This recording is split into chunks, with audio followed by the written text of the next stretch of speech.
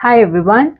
So today we'll be talking about how to convert percent into decimal. Okay.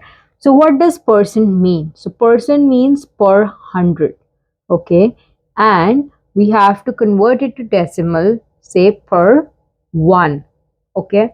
So if we have 52% for 100, so to convert it into decimal, we divide it by 100.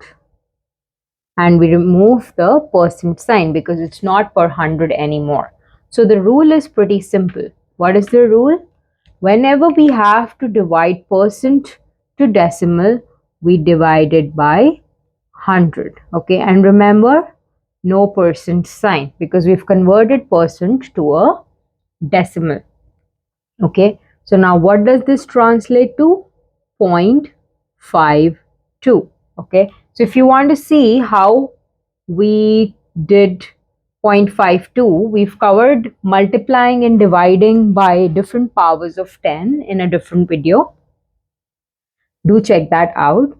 Okay, so let's try to do this with some examples. Okay, so we have 15.4%, we have 200%, we have 8.9%, and then we have 0.5%, and then 7%, and let's do 32%. Okay,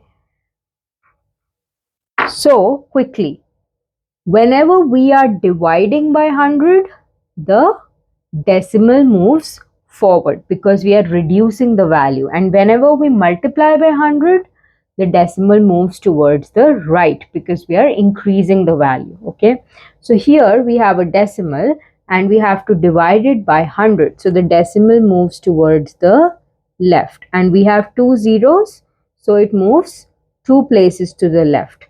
So what will be our decimal value? 0.154. Okay, so now here if we see we don't have any decimal, so how do we know what to move? So whenever we have a whole number, there is no decimal. By default, the decimal is at the end, so we move it to two places, 1 and 2. Okay, so this becomes 2.0, or we can just say 2 as well, because after the decimal, the trailing zeros, if there are just ending zeros, they don't make a difference to the value. Okay, so this is an important thing to remember. Okay, so we can write it as 2.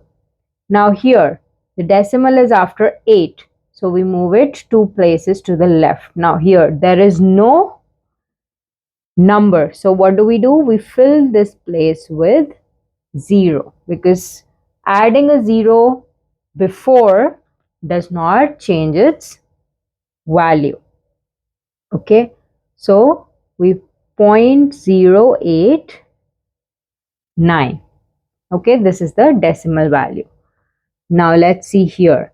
Again, we move the decimal to two places and we fill another 0 here. So we get 0.005 in the decimal. So 5% changes, 0.5% changes to 0.005. And now again we have a whole number, so the decimal will be at the end.